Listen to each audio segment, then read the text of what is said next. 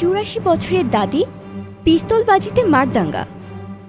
চন্দ্র তোমর, তার বয়স এখন ৮৪ বছর। ৬ সন্তান ও ১৫ জন নাতিপুতি নিয়ে বেশ সুখের সংসার ছিল তার। উত্তরপ্রদেশের বাগপাত জেলার জোহরি গ্রামের বাসিন্দা চন্দ্র তোমরের বয়স যখন ৬৫।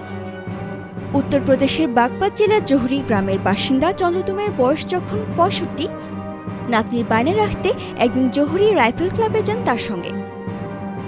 নাতনির ইচ্ছে রাইফেল চালানো শেখা, কিন্তু সেখানে গিয়ে একটি পিস্তল তুলে নিজে থেকে টার্গেট প্র্যাকটিস করতে শুরু করেন তিনি। তার দক্ষতায় মুগ্ধ হয়ে যান সেখানে উপস্থিত সকলেই। তারপর আর ঘুরে তাকাননি তিনি। এক সর্বভারতীয় দৈনিকে জানিয়েছেন চন্দ্র তোমর, পিস্তলই যেন তার কাছে সবকিছু হয়ে গেল সেই মুহূর্ত থেকে।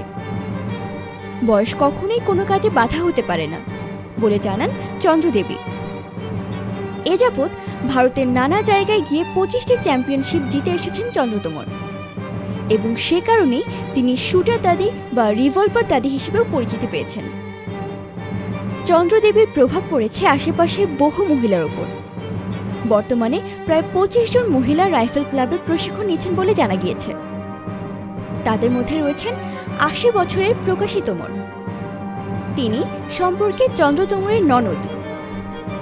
প্রসঙ্গত, ২০১০ সালে রিভলভার তোমরের বড় মেয়ে সীমা তোমর রাইফেল অ্যান্ড পিস্তল ওয়ার্ল্ড কাপে প্রথম মহিলা হিসেবে বিজয়ী হন। এই দাদির নাতনি নিতু সোলাঙ্কিও বেশ কিছু আন্তর্জাতিক শুটিং প্রতিযোগিতায় অংশগ্রহণ করেছেন।